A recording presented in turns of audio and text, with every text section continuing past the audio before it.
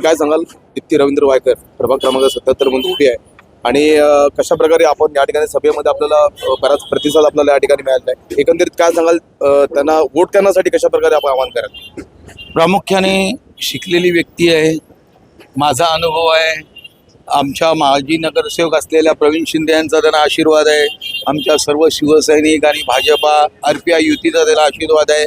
मी 4 वेळा नगरसेवक झालो आहे, 3 वेळा आमदार झालो आहे, आता खासदार देखील झालो आहे. तर एक वारसा देखील मिळालेला आहे आणि या तुमच्या सर्वांचा आशीर्वाद आहे, त्यामुळे ती निवडून तर नक्की येणार. आणि हा जो वॉर्ड आहे हा नेहमी प्लसमध्ये असलेला आहे, म्हणजे आमदारकीला पण प्लसमध्ये होता, खासदारकीलाही प्लसमध्ये होता आणि नगरसेवकाच्या याला देखील प्लसमध्ये आहे. त्यामुळे काम हे झालं पाहिजे. पहिलं तुम्हाला माहिती आहे, ज्या वेळेला दंगली झाल्या त्यावेळेला 4 दंगली झाल्या, त्या अनुषंगाने जोगेश्वरला कोण येत नव्हतं. पण आता ती मी जो 92 नंतर जो बदल करून आणलेला आहे, त्या बदलाच्या अनुषंगाने चांगली लोक आली, चांगले बिल्डर आले, म्हणजे त्याच्यामध्ये तुमचा ओबेरा असेल, कल्पतरू असेल, आणि ते भाव मिळायला लागला लोकांना.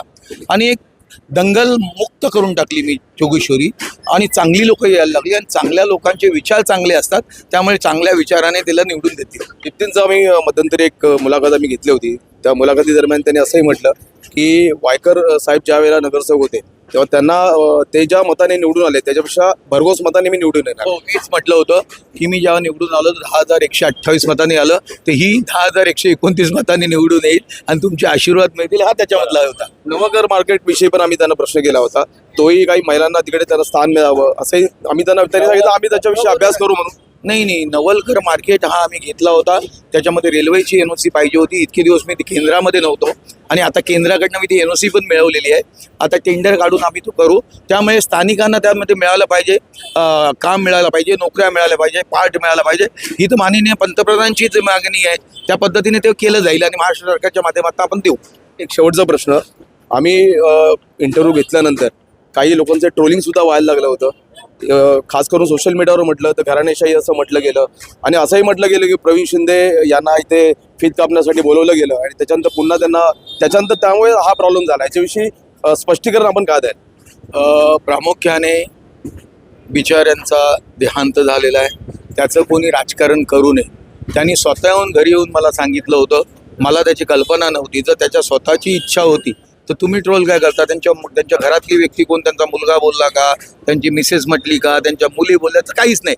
पण बाहेरचे जे आता उभाटामध्ये काही त्यातली लोक आहेत, तर ती जर त्याचा अपप्रचार करत असतील तर त्यांना जोगेश्वरीचा विकास कोणी केला हे कळलेलंच नाही आहे. त्यांना फक्त अराजकता पाहिजे असेल तर ती लोक अशी काही असतात की ज्यांना चांगलं बघवत नाही, ते काहीतरी ट्रोल करतात. ठाकरे गट एकत्र आलेले आहेत, 2 भाऊ एकत्र आले, त्यामुळे शिंदे गट आणि महायुतीवर काय परिणाम होईल का? नाही, बिलकुल होणार नाही. कारण सांगतो तुम्हाला, जर आम्ही प्रत्येक मोठा पक्ष असेल त्याला 25% मार्क दिले तर भाजप हा 25% आहे, एकदम टिकटॅक आहे. समजा शिवसेना 2012 मध्ये झाली आणि मनसेचं जर बघितलं तर 10%च आहे, तर 10 आणि 12 किती होतील सांगा ना? 10 आणि 22% होईल, आणि 25 आणि 12 किती होतील? मग संपलं याच्यात. हे कॅल्क्युलेशन सरळ आहे.